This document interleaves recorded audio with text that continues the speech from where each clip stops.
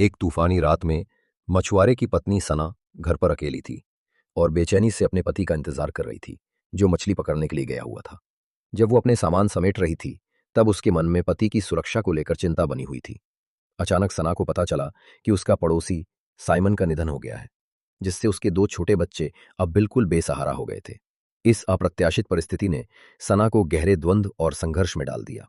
एक ओर उसे पता था कि उसका और उसके पति का जीवन पहले से ही बहुत कठिनाइयों से भरा हुआ है। ऐसे में दो बच्चों को गोद लेने से परिवार का आर्थिक बोझ और भी बढ़ जाएगा। दूसरी ओर वो ये भी नहीं सह पाई कि ये मासूम बच्चे सड़कों पर अकेले भटके। लंबे विचार विमर्श और मानसिक संघर्ष के बाद सना ने आखिरकार इन दोनों बच्चों को अपनाने का निश्चय कर लिया।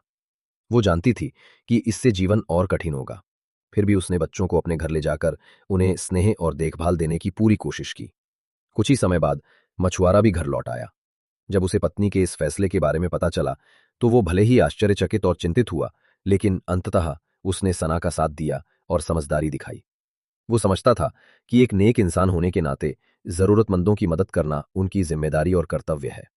गरीब आदमी नामक ये उपन्यास गरीबों की कथा कहता है, लेकिन साथ ही ये इंसानियत की चमक और सुंदरता को गहराई से उजागर करता है। भले ही सना और उसका पति समाज के निचले तबके में जीवन व्यतीत करते हों, लेकिन उनके दिल सोने जैसे हैं। अपने कर्मों से उन्होंने असली दया और निस्वार्थ भाव का उदाहरण